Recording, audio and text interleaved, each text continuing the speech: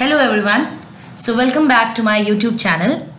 मैंने एक नया टॉपिक स्टार्ट किया है that is sexually transmitted diseases, और इसमें मैं ऑलरेडी एक डिजीज़ को डिस्कस कर चुकी हूँ in my previous video that is HIV AIDS, and जो आज का हमारा टॉपिक रहेगा दैट इज़ सिफिलिस।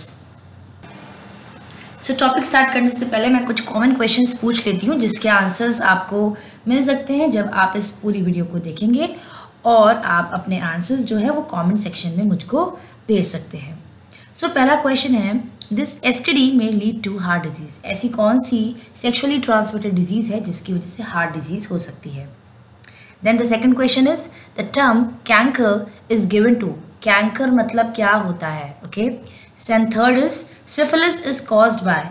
कौन सा माइक्रो ऑर्गेनिज्म रिस्पॉन्सिबल होता है सिफिलिस के लिए। Start with our disease that is syphilis. जैसे कि हमें पता ही है कि सिफिलिस जो है एक सेक्सुअली ट्रांसमिटेड डिजीज है।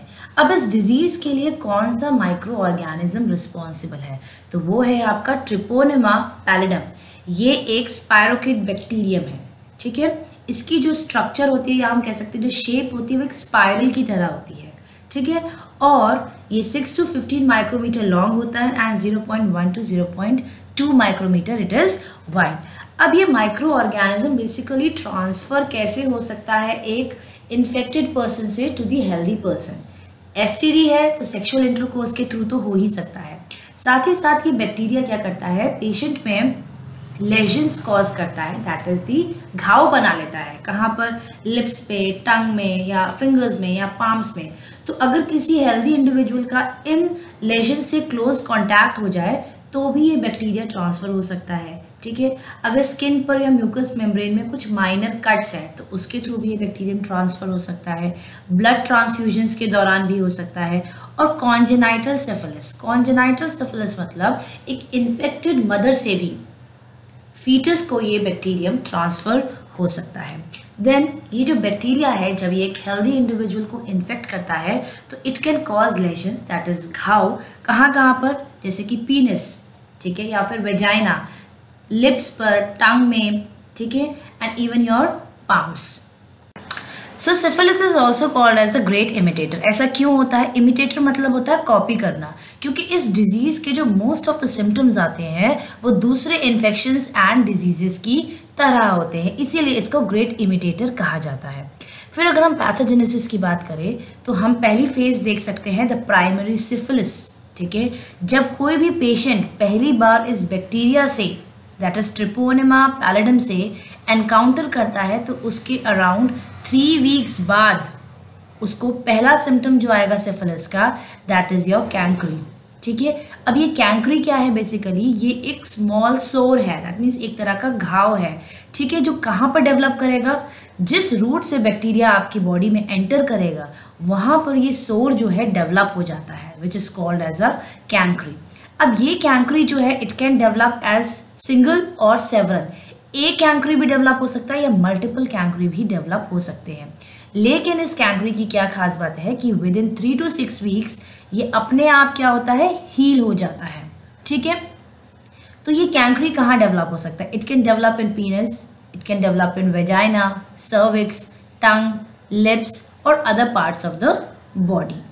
After primary syphilis, the next phase is the secondary syphilis. तो secondary syphilis में basically क्या characteristics होते हैं कि all over the body या फिर palms या फिर soles में skin rashes हो जाते हैं। ये skin rashes ऐसे होते हैं कि इनमें itching नहीं होती है, ठीक है। ये rashes basically कब develop होंगे, जब जो कैंकरी है, जब हमने देखा था प्राइमरी सिफिलिस जिसमें कैंकरी डेवलप हो जाते हैं, तो जब ये कैंकरी दे हील और दे आर हीलिंग, ठीक है, तब आपको और सिम्टम्स प्रोड्यूस हो सकते हैं that is like rashes. Rashes के साथ साथ क्या हो सकता है, आपके माउथ और जेनिटल एरिया में वॉट लाइक सोर्स हो सकते हैं। वॉट लाइक सोर्स मीन्स मस्से जैसे हो सकता है कुछ, ठीक है। इसके अलावा और क्या सिम्टम्स आ सकते हैं, like tiredness, sore throat, fever, swollen lymph nodes, ठीक है। So these are some of the symptoms जो सेकेंडरी सिफिलिस में पेशेंट जो है एक्सपीरियंस करता है। लेकिन जैसे कैंकरी जो है, जो प्राइमरी सिफिलिस है जिसमें कैंकरी डेवलप होती है and they can heal by itself, similarly secondary syphilis में भी जो सिम्टम्स आते हैं they can disappear without treatment. Treatment लेने की भी ज़रूरत नहीं है, वो वैसे भी डिसअपियर हो जाते हैं, लेकिन कोई गारंटी नहीं है that they will not return. In some of the patients ये सिम्टम्स दोबारा से हो सकते हैं। The third phase is latent syphilis. जब पेशेंट सेकेंडरी फेज में होता है, उसको सिम्टम्स आते हैं even without taking the treatment, ठीक है, सिम्टम्स जो है वो डिसअपियर कर सकते हैं, लेकिन ऐसी कंडीशन में पेशेंट जो है लेटेंट सिफिलिस स्टेज में चले जाता है, दैट इज हिडन स्टेज में चले जाता है, जहाँ पर वो किसी भी तरह के सिम्टम्स को एक्सपीरियंस नहीं करता है, ठीक है। और इसी हिडन स्टेज में पेशेंट काफ़ी साल तक सर्वाइव कर सकता है, ठीक है।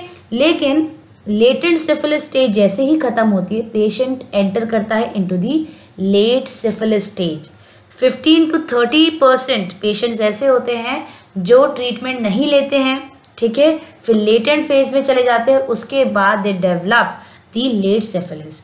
और इस कंडीशन में क्या होता है, ये जो डिजीज़ है या फिर आप कह सकते हो ये जो बैक्टीरिया सिफिलिस के लिए रिस्पॉन्सिबल होता है, ये पेशेंट के हार्ट को, ब्रेन डैमेज कर सकता है, नर्व्स को, ब्लड वेसल्स को, बोन्स, जॉइंट्स एंड लिवर, इन सबको डैमेज कर सकता है। साथ ही साथ देयर आर फ्यू केसेस जहाँ पर mental illness, blindness, deafness, memory loss, ये सारी चीज़ें भी डेवलप हो सकती है, ठीक है। तो जब पहली बार इन्फेक्शन हुआ, उसके कई साल बाद जाकर टर्शरी सिफिलिस हो सकता है, क्योंकि पेशेंट जो है वो लेटेंट फेज को एंटर कर सकता है, ठीक है। Latent phase means hidden stage, जहाँ पर किसी भी तरह के सिम्टम्स नहीं आते हैं।